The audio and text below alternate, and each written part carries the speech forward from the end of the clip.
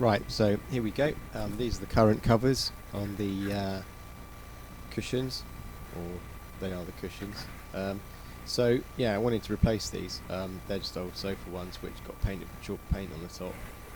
But yeah, it's just like a stopgap really. So what we're looking to do is replace these with foam, which is, I think it was 4-inch, maybe 5. Can't remember. Anyway, and leatherette. So the idea is it should be fairly simple. I've seen some videos on people doing this. So what we do, get the plywood. We've measured and lined it up, drawn on it with pencil just to mark where we need to cut the jigsaw. That fits on top of the seat there that I've taken out of the van.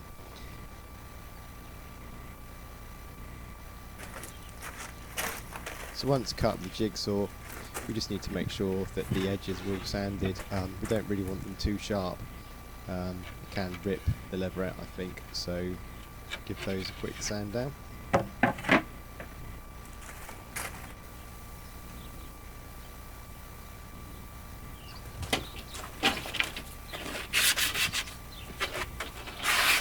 So sanded down. Careful not to get splinters in my hands. It's much smoother and less likely to rip the leatherette.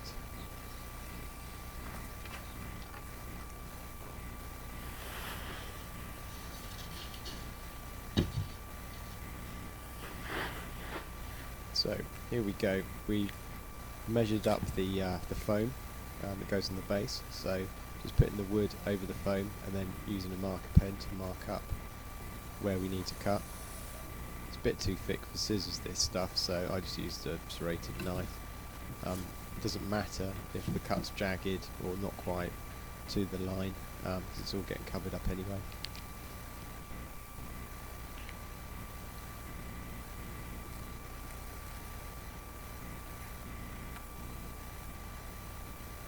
So they're just showing you how you can cut it with the knife. This is firm foam that I've used here.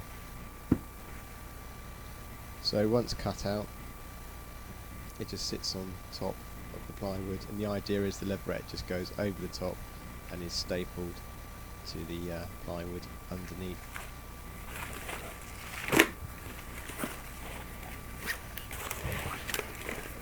So that's the leatherette, a brown effect. This is the thick hard-wearing type that I bought, a bit like the sofa there. This looks like pretty worn out, but yeah, so that's what I bought. It's not too expensive, all bought off eBay, and the foam was bought off eBay. What I decided to do in the end was go around the edges of the plywood with tape, just to make doubly sure that it wasn't going to cut the leatherette at all.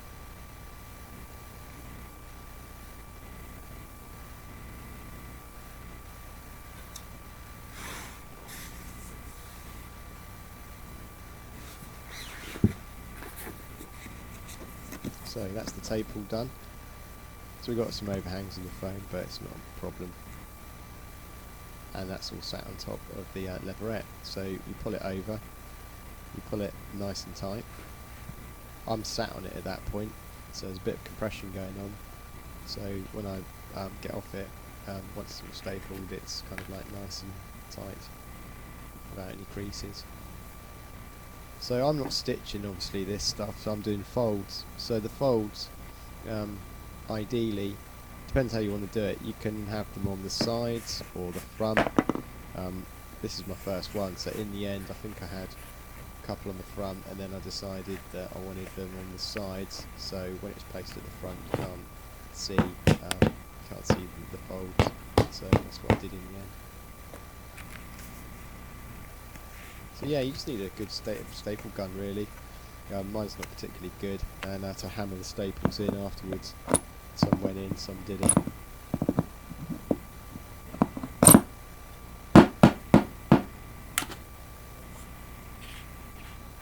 If you do have like a 5-1 there, I can get it out, so I just hit it with a hammer so it's flush with the wood.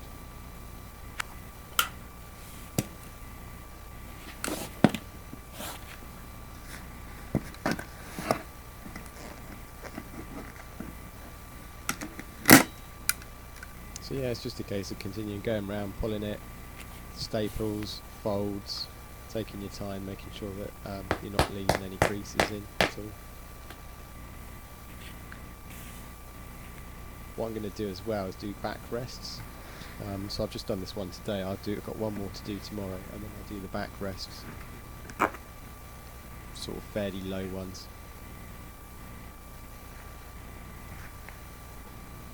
So here it is. This is it completed. As you can see, there's the fold on the side there. Got a fold on the side there, so that's the front. Underneath, there's the staples, but what I did there, I continued to staple round to make sure that it was all secured properly. But you end up with quite a good finish. So if you can't cut straight like me, wood or anything, do that. So there you go. It's flat on the front there. On the side, there's the small crease.